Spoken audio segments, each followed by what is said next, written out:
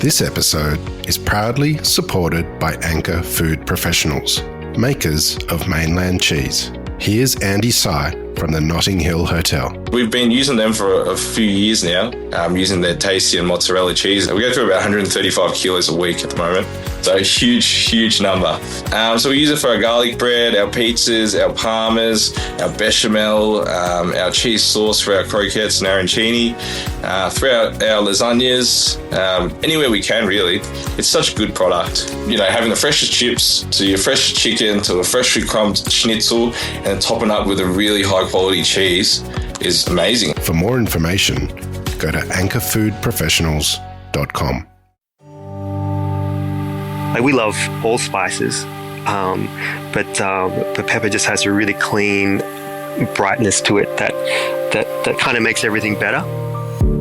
This is The Producers. I'm Dani Valent. Royce Akers is 1/3 of Pep, a peppy new Australian brand shaking up the world of pepper. Even though pepper has a dramatic and storied history, a driver of fortunes and cross-cultural connection, Royce and his friends thought it had lost its way a little these days. Ubiquitous but underappreciated, rarely elevated or feted in the same way that salt is, for example. From lack comes opportunity. So Pep came about from hanging out over lunch. And we were having this beautiful lunch, and it was this really nice quality steak, and there was amazing olive oil and expensive mustard and gourmet sea salt, and the greens came from a biodynamic, farm, and we were just remarking on how elevated everything was, the wine, the water, and then we looked at the pepper on the table, and it was just some fairly standard supermarket brand of pepper, all crumbly and dry, and we're like, oh, is that it? Surely there's better pepper too. And that kind of just sparked a little question in our minds that we returned to a fair bit over the next couple of weeks, and then eventually let's go find some really good pepper. So we did some research, and we actually sent away for some pepper samples from across Southeast Asia, Vietnam, India, Thailand, and Cambodia, and then what happened is we just had this big tasting sesh one day with all these peppers, and we were amazed to find how different they all were. For starters, they are all a lot more vibrant and complex than the peppers we were used to. But then in between those different peppers, there was some that were a lot more herbaceous or fruity, and some were a lot more punchy and spicy.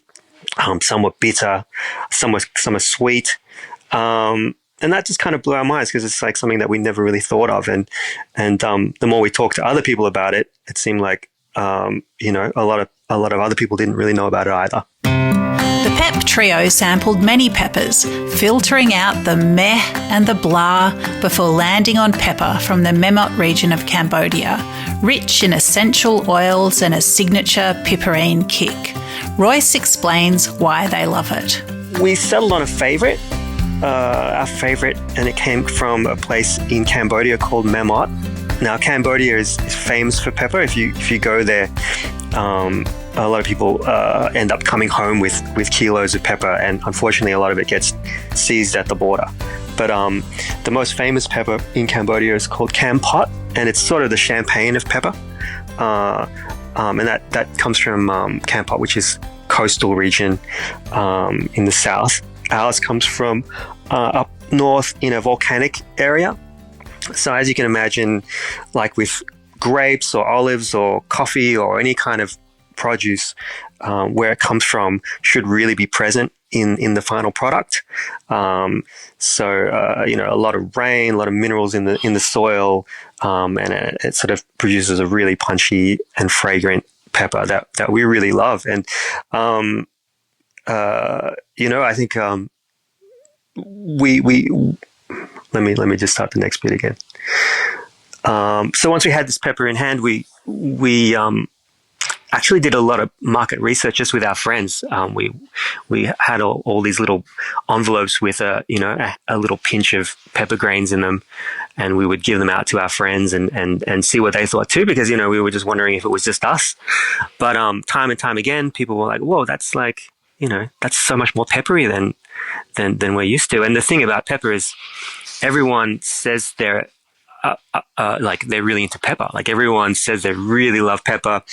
But then, you give them this better pepper, and it is kind of a fun moment, watching them realize that, it's a thing that can be elevated. History is peppered with pepper stories. It's driven empires and untold wealth. Pepper was one of the first commodities traded between Asia and Europe, and in medieval times it was a favoured currency used in dowries and to pay rent. It has been a driver of commerce. It's one of the key commodities that has really shaped, economies and over centuries. It's interesting though, because I think there's all this stuff about how it's sort of said to be responsible for the downfall of the Roman Empire, because they put a tax on it to pay for all the military campaigns, or there's times where it's been more expensive than gold and all these sorts of things.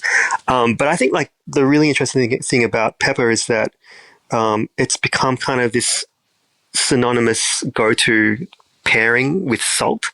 And you'd think that stretches way, way, way back, but it only really started happening in around the Renaissance period. Before that, like in the Middle Ages and in the Dark Ages, there was people would just put every spice that they could reach for into their cooking. I think maybe to mask, unrefrigerated meats and stuff like that. So you had these really crazy flavor profiles that just had like cinnamon and nutmeg and pork and goose and all these things together. And it wasn't until around the Renaissance period where some French chefs started to codify cooking and systemize it. So they simplified all the flavor profiles, tried to get a real pure approach to cooking. And that's when they reached for pepper, because pepper is shelf stable. It's really complementary. It doesn't overpower things. Like we love all spices, but pepper just has a really clean brightness to it that kind of makes everything better. Which goes to our mission, is like, if pepper makes everything better, a better pepper surely is going to make everything better. Today we think of salt and pepper as a classic duo. What role does each condiment have? The beauty of salt and pepper is that, that you take the simplest thing, like a boiled egg or a fresh tomato or some cucumber, add a little salt. The salt will make it more flavorful and bring out sweetness or herbaceousness and that sort of thing. But then pepper just sort of makes everything more interesting. It gives it the bite. It gives it that little hint of, I guess, pain a little bit that we seem to really miss when it's missing. So from simple things right up to, finishing off your really technical, dishes, salt and pepper, it is what am I saying here? Salt and pepper, yeah, it's tried and true for a reason. Good pairing for a reason. Perceiving a gap in the market is one thing. Creating a pepper company is another. How did it all come about? One of the first questions we had was like, why couldn't the pepper just look better? A lot of the grinders in the supermarkets just looked really kind of plasticky and not very considered. And we all have, backgrounds in publishing and media and marketing. We thought, well, you could just spruce that up, and automatically it's a better choice, because you want to have a nice package on your table or in the pantry, just like, those beautiful Sicilian salts and those great olive oils that come out now with the great labels and stuff like that. So that was sort of the first point, and then we really started to question, like, do we want to? Is that what we want to stand for? Just like wrapping, So that's when we really dug in about finding a really great product. And then the design phase was also obviously really important. We worked with Benny Moore, who I work with quite a lot in sort of a advertising capacity. Just a brilliant designer. He's done a bunch of labels for soft drinks and food, and we happened on this kind of timeless, nostalgic look and feel. It kind of looks like it's been around, but it's not like a pastiche of a particular era. Very bright, so it stands out. And I think, like, when people see it, they're like, "Oh, that's so cool!" Like, but we're really happy that that's not where it ends. They really like the product too. In terms of getting the brand out there, I think we kind of started with like ourselves as the target audience and our friends. So we did, like I said, we asked a lot of people this simple question over and over again, like what salts do you have in your kitchen? And they were able to reel off, mold and Himalayan, Sicilian, on and on and on. All these different brands and provenances of the salt and where they use them, what was for cooking, what was for finishing, all this sort of stuff. Very sophisticated in terms of that. Same with olive oil, same with coffee. But then when it came to pepper, they're almost a little bit sheepish in admitting that, they just got what was on the shelf. So that was a real hook that we identified early. And I guess we tried to bring that across in our early, attempts at advertising and conversations and stuff like that. But it did kind of work, because I think, we as a sort of a culture, we do recognize opportunities to, it's not necessarily indulge, but to elevate. And so that was a real key plank of getting it out there. The other really incredible thing for us is that so many people have, kind of embraced pep as a collaborator or as a ingredient that they can use to try different things. So like with amazingly, we had an ice cream collaboration with Piccolina. They made this kind of bacon and egg inspired ice cream cup with a little mango yolk and a coconut egg white, and under there was a pepper ice cream. And when brands like that, or like Moon Cruller, who made a cacio e pepe cruller using pep, when they come on board and they say they're excited about it, it's just the most incredible thing for us.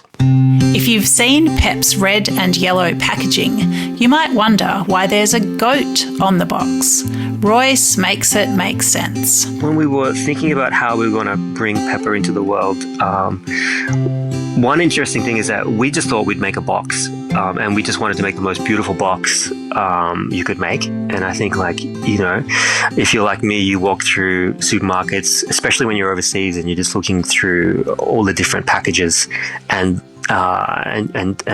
there's something really sort of glorious about the dimensions of a box,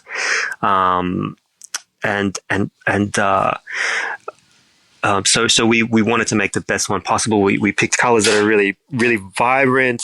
I don't know if you've seen pep, you'll see that it's got a big red pep on it, and then it's got this kicking goat. And for the longest time, the goat was a horse. And we just kept wondering whether a horse was just a bit generic, and how it related to pepper beyond just having some kick. It also sort of felt a little cowboy and Western. So right up until like the second last version of the pack, it was a horse, and then we're like, we got to find another animal that kicks, and then we chose the goat, which is sort of we call the goat Peppy, is our little mascot. In terms of just being useful, like we think like packaging always shouldn't just contain your product. It should sort of improve it and add utility. So there's a pop-out funnel on the back, because we all hate when we try to refill our grinder and peppercorns end up on the floor and you're stepping on them and all sorts of things like that. So trying to make it easy for people in that regard. The grinder was something that happened. It was almost like begrudging that we made a grinder because we assumed that everybody would have a grinder, like especially talking to people who have dinner parties and, pride themselves on good, cooking and things like that. But the more we asked people, they were like, oh, no, I'm just using the disposable one. Or, I've got one, but it's, I took it from my parents' house and it's crap or whatever. So we're like, can we make a grinder that's reusable, that's adjustable, and that looks great? It was a bit of a challenge because, like, if you do go through the supermarket, you see a lot of those plastic ones or the ones that are kind of shaped like hourglasses and they have like that little chrome rim or something. And it's just a bit nana-ish or something. I don't know if that's a term, but we found we were able to source one and we're using a smoky glass, which gives it a really cool look. But the best thing about it is, it's got a ceramic burr that will hold up, and you can refill it countless times and not be just throwing away these plastic bits all the time.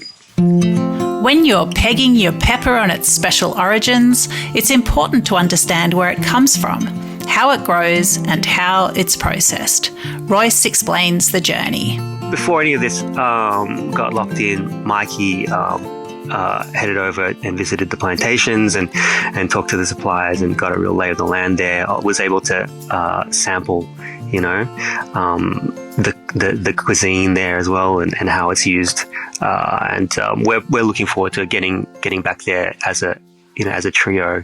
Yeah, we just turned one a few weeks ago, and I think a trip back to Cambodia is definitely called for. We want to continue to grow our relationship with the people who are responsible for this incredible pepper.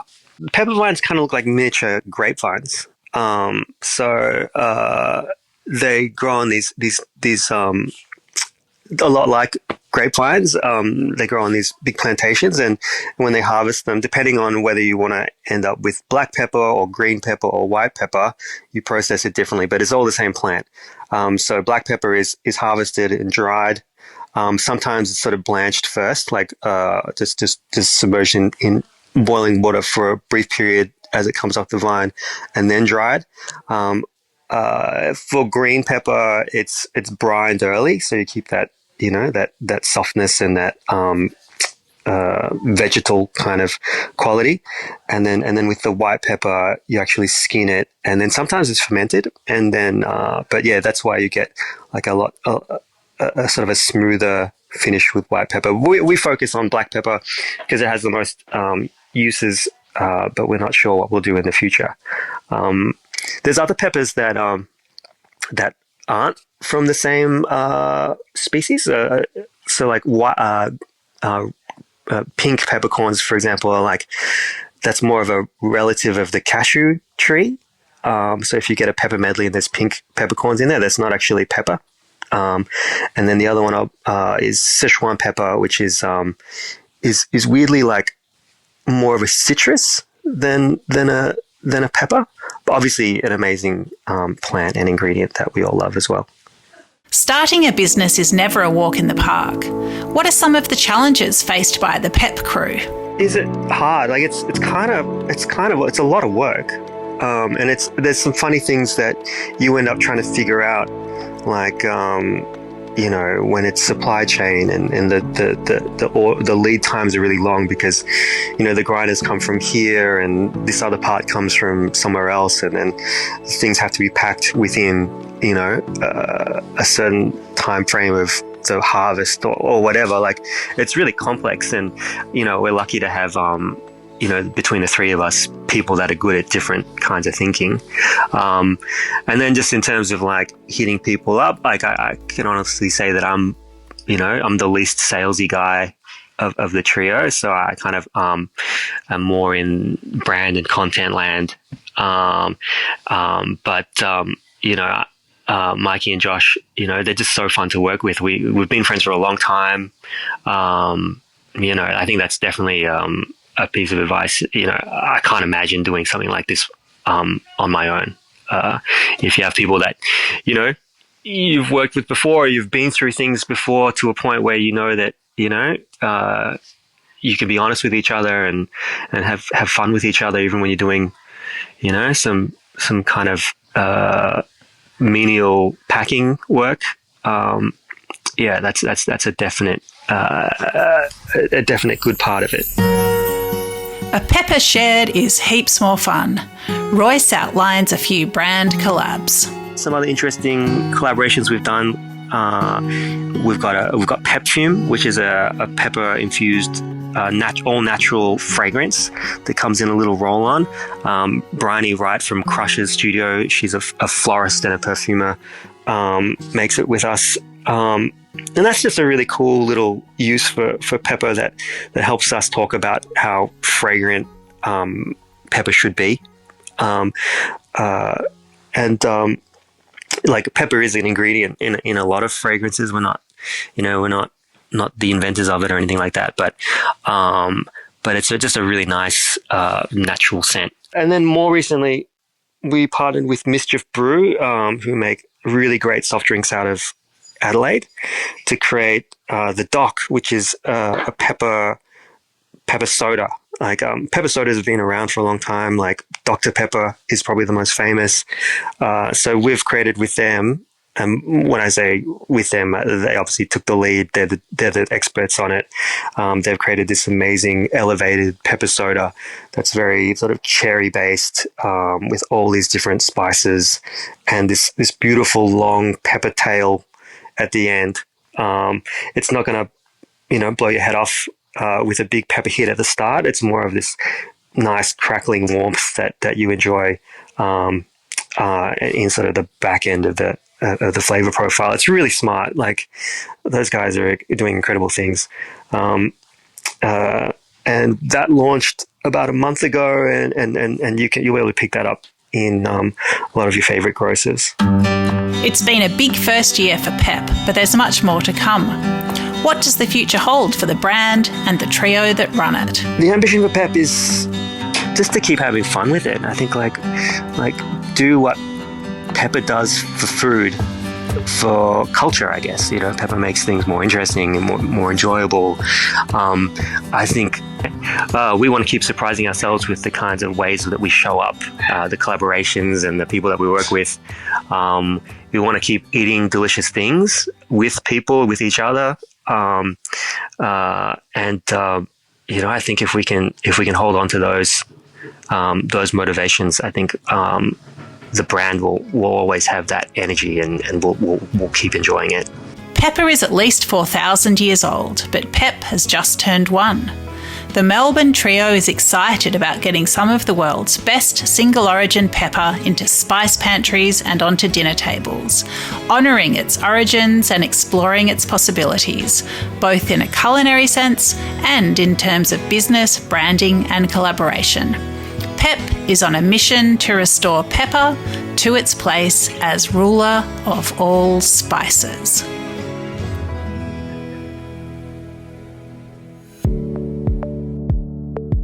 This is The Producers, a Deep in the Weeds production. I'm Dani Valent. Stay tuned as we talk to some of Australia's best farmers, makers and growers.